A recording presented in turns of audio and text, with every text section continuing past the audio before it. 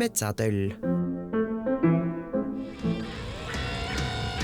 Eks alguses tundus paljudele, et need mehed on lihtsalt ühed töllid, kes tulevad metsast. Aga siis hakkasid nad meie rahvale meeldima, sest eks me kõik tuleme metsast. Ja meie kõige kõvem mees pole mitte Andrus Ansip, vaid suur tõll. Aga kuna saarlastel õõtähte pole, siis ikkagi töll. Teie kohta räägitakse igasuguseid uskumatud lugusid, et te segate rahvamuusikat raske rockmuusikaga. Kuidas asjad tegelikult on?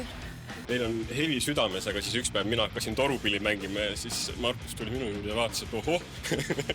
Kas te sellist efekti ei karda, et öeldakse, et omadele võõrastele oma, et folgi-inimesed pelgavad teid selle raske muusika osa pärast eemale ja rocki-inimesed kardavad neid teie rahvapille ja neid rahvamuusika sugemeid? Ütlen ausalt, meil on jumala ükskõik, me teeme alati seda, mida meie tahame, nii et me ei tee mitte kellegi järgi mitte midagi.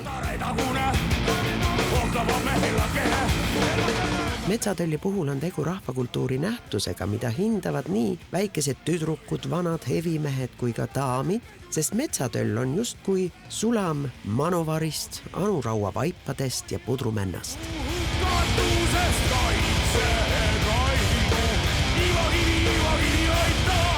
Aastal 10.237 võeti ette Euroopa tuur. Jah, aasta 10.237. Nende meeste jaoks pole justkui Kristust olemaski. Küll aga on näiteks Leelo Tungal.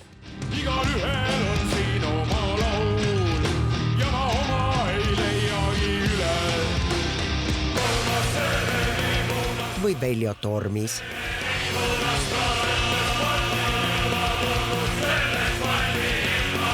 Omasid tuleb hoida ja vaenlasega võidelda. Metsatöllult on pärit ka lause, mida teavad isegi need, kes ehk ei hinda nende muusikat. Lahinguväljal näeme raisk. Elame näeme.